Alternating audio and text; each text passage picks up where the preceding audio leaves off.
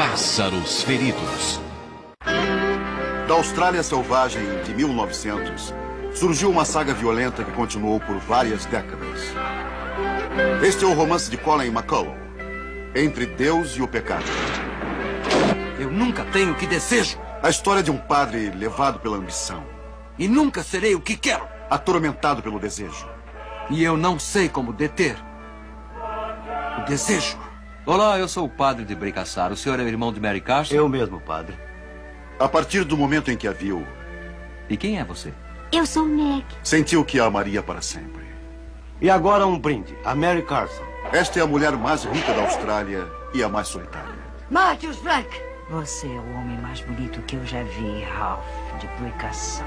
Pensei que era minha alma que você queria, Mary. Por que perturba tanto meu coração? Por que preenche esse espaço que Deus não consegue?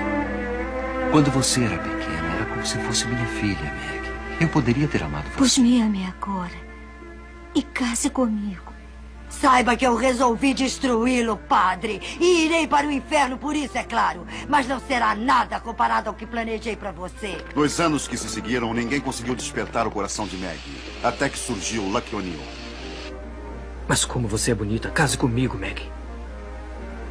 Esta é uma história que se estende do Vaticano aos confins da Austrália, das ilhas da Grécia a Londres.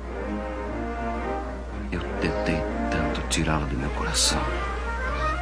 Uma saga que se estendeu por mais de meio século, através de 3 gerações.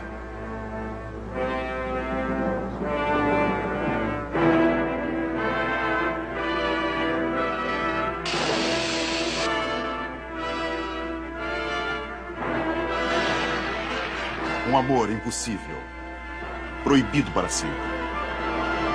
Entre Deus e o pecado.